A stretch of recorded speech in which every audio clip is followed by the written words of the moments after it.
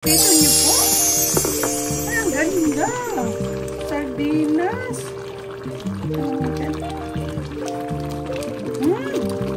Laksang sardinas. Nilagay ko na po yung sardines. Gagana natin sa oil. Nilagyan ko na olive oil para yan ang magpapasustain. Sardines ko na mackerel. Nailagay ko sa botella. O, diba? Maganda ba?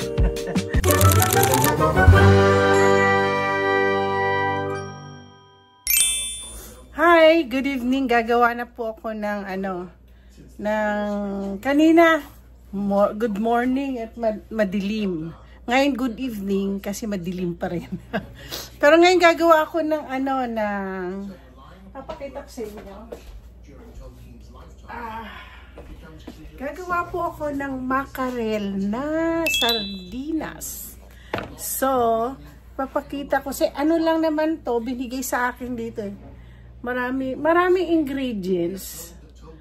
Pero nandito na lahat, pati fish sauce. Okay. Ilalagay ko na po sila sa aking lutuan. So, dito ko iluluto. Hindi ko ipe-pressure cooker. Ito isang mabigat na lutuan. Ito isang mabigat na lutuan. Dito ko iluluto yung aking sardinas. So, ilalagyan natin ng bay leaf. Here. Ilalagay tayo ng bay leaf. Ayan. Itong processing na to, medyo, siya. Okay. Bay leaf.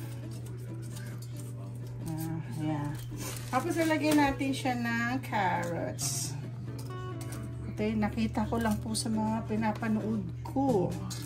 Pero ito susubukan ko. Mostly gusto ko sana, meron din ako gagawing isa, pressure cooker. Tapos nalagyan po natin ng ginger. Baka ang kapal ng ginger na to. Okay. Tapos, ano pa ba yung isa pa? Nalagyan ko. Natin konting sibuyas, bawat. Ilalagay daw natin ng ganyan para hindi dumikit yung isda. Ngayon, asan ang isda ko? Ilalagay natin ang ating isda.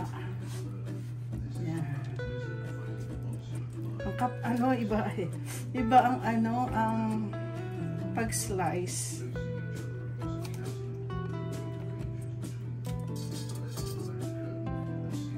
Ay, maganda pala. Ganyan pala yan. Yan. Yan. Tapos, ganito daw. Yan. Parang gagawin nating layer by layer. Yan. Layer by layer siya. Yan. Ile-layer natin. Pero maglagay pa akong isda di sa gilid.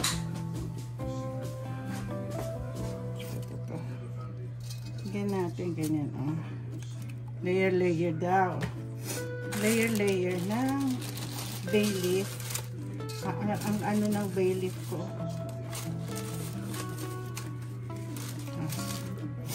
okay. Ganyan natin dito.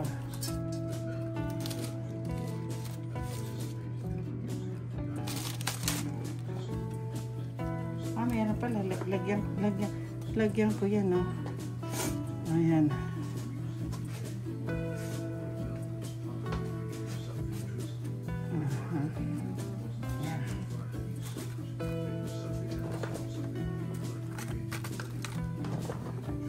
So, gaganyan natin pa siyang layer. Lagyan natin ng, pero meron pa pala akong ilalagay. Sa baba, hindi ko masyadong nilagyan. So, lalagyan natin ng ginger. Konti lang. Okay, sandali lang po ha. Lagyan natin ng olives. Ay, teka, sandali.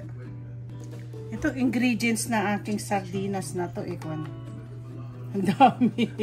So, marami na magsabing Tita, mukhang hindi namin kaya ang ano.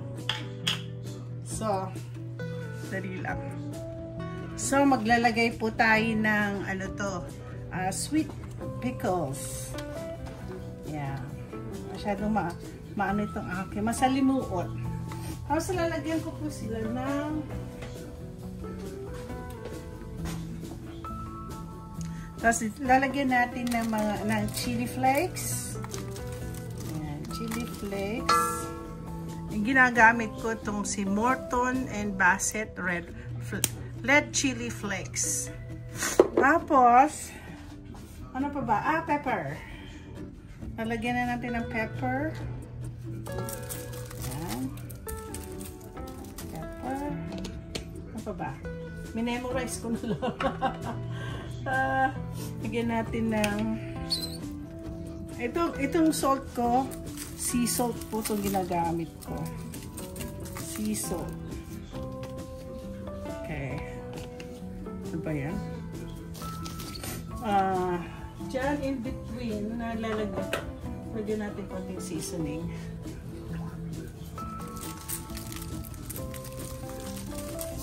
Okay. So,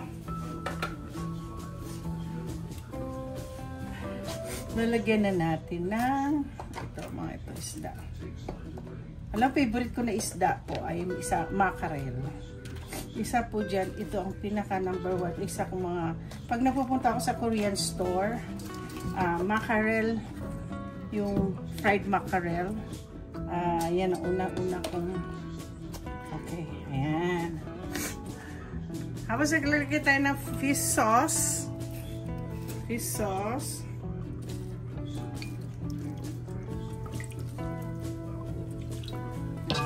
Fish sauce. Ay, nako. Meron. Then, suka. Vinegar. Pero lalagyan natin ng vinegar yan, no? Okay. Tapos, maglalagay po tayo uli ng chili. Lagyan natin uli ng chili and olives. Ano ba yan? Ayaw na matanggal. Tapos, lalagyan ko ng konting sugar.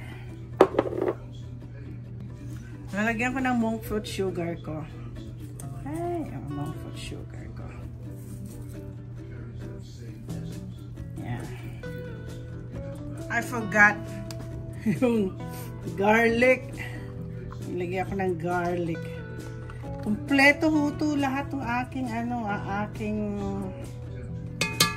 lagyan natin madaming garlic. Okay. Yan, garlic. Tapos ilalagay po natin. Lagay ko na nga muna yan dyan. Another one, yung ubusin ko na yan. Yan. Tapos, maglagay pa rin tayo ng carrots. Yan. Ngayon, lalagyan pa rin natin ng olives.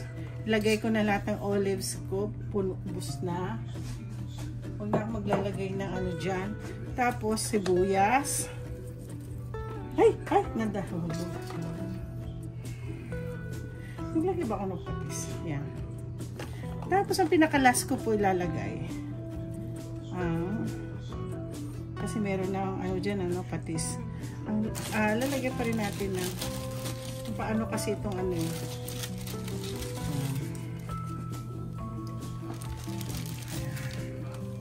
Lagyan ko pa uli ng chili. Ayan, grabe. Okay, so hindi ba naglagay ako ng chili flakes? Itong chili flakes. Maglalagay ako ng bird's eye chili whole. Dry na po to. Ito yung siling labuyo. Alam mo nyo, sa totoo lang maanghang yan. Okay. Okay. Ang last ko is the olive oil. Okay. Yan.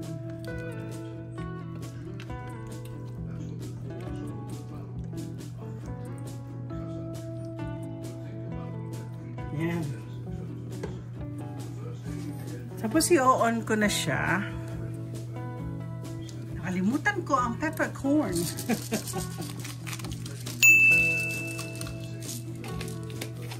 Ngayon, tatakpan natin. And then, we'll cook this for an hour. Tachan! May nakalimutan ako. Paprika pa pala.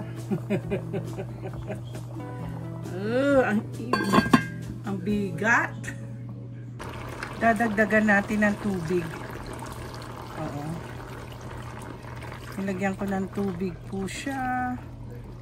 Ayan. Ayan. Okay guys, bubuksan na natin. Medyo mainit-init ito. Uy! Nakita niyo po? Ay, ang ganda! Ah! Tingnan niyo yung ating sardinas. Ano natin? Lasang sardinas! Oh my gosh! Ang sarap! Kailangan pa bang lutuin? Tama na to. Kailangan po talagang ano siya. Siguro konti pang oras. Okay, konting oras pa. Ay, mga ano pa, mga siguro 10 more minutes. Yeah. Okay guys, ito na po yung sardinas ko. Titikman natin kung success po ang aking niluto. Okay, mag-ano po ako, mag-picture-picture muna ako. So, medyo malamig-lamig na siya. Ngayon, ita-transfer ko ang sardines na to sa ito. Ito po mga bottles. Ayan. Tatingnan ko kung malamig-lamig. Tapos later, ilalagay ko siya dito. So, nilagay ko na po yung sardines. So, medyo mainit-init pa ng konti. Ngayon, para pang ano lang siya, lalagyan ko siya ng additional olive oil. Igagana natin sa olive oil. Yan, oh. Ay, kulang. Lalagyan pa natin siya. Sa olive oil natin siya. Yan. Yan. Yan. Okay na yung aking ano. Sarado. Buksan lang natin kasi medyo mainit-init pa.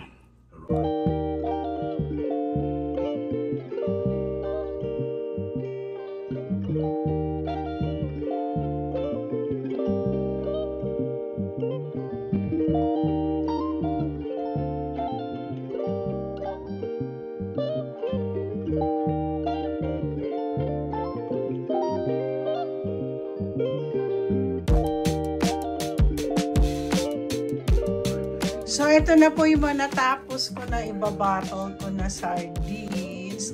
Pero before that, magdadagdag po ako ng olive oil. Tapos, magdadagdag din ako ng yung chili. Pero maanghang ito, lalagyan ko. Or yung flakes, magdadagdag po ako. Kaya hindi masyadong ano. So, ilalagay ko yan dyan. Habang po ako ay